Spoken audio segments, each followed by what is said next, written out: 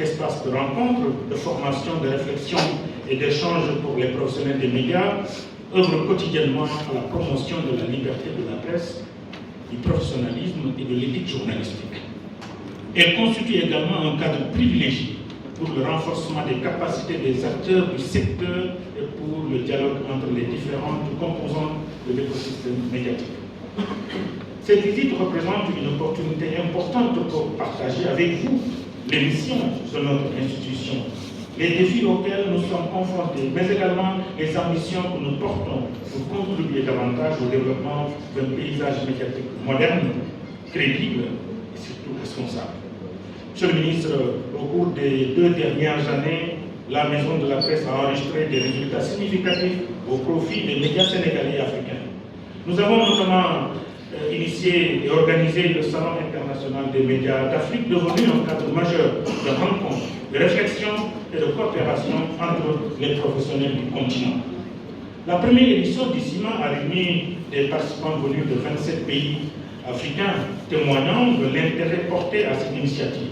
Cette année, nous attendons la participation de plus de 40 pays, ce qui confirme l'envergure continentale de cet événement et son positionnement progressif comme une plateforme de référence pour les médias africains.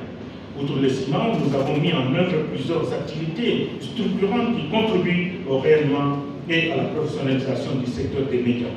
Parmi celles-ci, Monsieur le ministre, le concept invité d'honneur qui vous sera présenté tout à l'heure, qui est un cadre d'échange qui donne la parole à celles qui font autorité dans leur domaine de compétences. Nous avons également initié le Grand Prix des médias destiné à célébrer l'excellence et à valoriser les meilleures productions médiatiques. Vous avez été l'un des invités d'honneur justement de cette grande organisation pour honorer l'ensemble des acteurs des médias qui se sont distingués dans leur production au Sénégal et dans le monde. Par ailleurs, plusieurs autres projets innovants sont actuellement en cours de déploiement. Il s'agit notamment du prix d'excellence Babacar Touré, qui récompensera l'entreprise de presse la plus viable et la plus performante.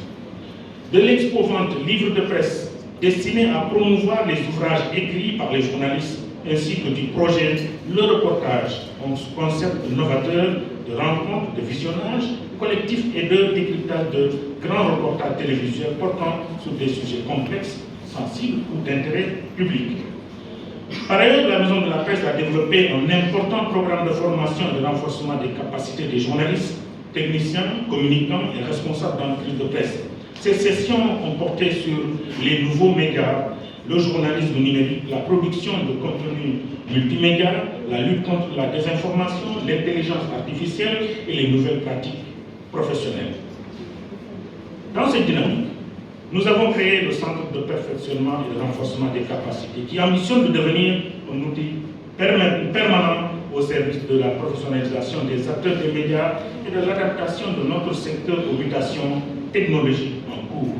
À ce titre, plus d'une soixantaine de journalistes et techniciens des médias bénéficient gratuitement depuis bientôt 6 mois des cours d'anglais.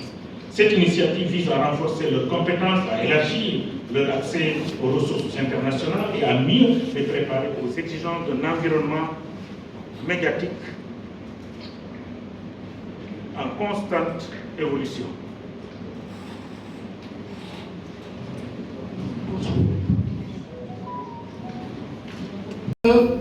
Il y a des rapports entre les entrepreneurs de la presse et les employeurs. Nous souhaitons et nous allons y travailler. Donc une collaboration plus serrée, plus compliquée, plus complexe et plus riche entre l'État, les entrepreneurs de presse et l'écosystème. Que cette relation puisse être une relation plus assainie, plus apaisée. Et ça fait partie justement de tout l'intérêt que M. le Président de la République porte à ce secteur. Mais également, le rôle que la presse et les médias doivent jouer dans le portage de la situation que le Sénégal traverse aujourd'hui doit être un portage avec toute la conscience professionnelle, toute la responsabilité, mais également toute la volonté de servir l'État, de servir la République.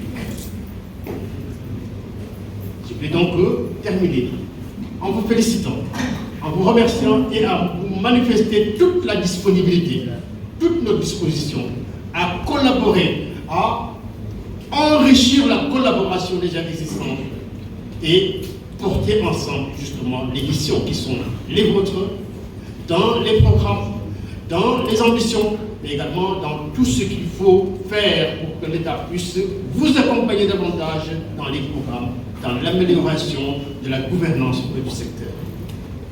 Je voulais donc terminer par ces mots, vous féliciter encore, vous remercier et vous marquer toute votre disponibilité.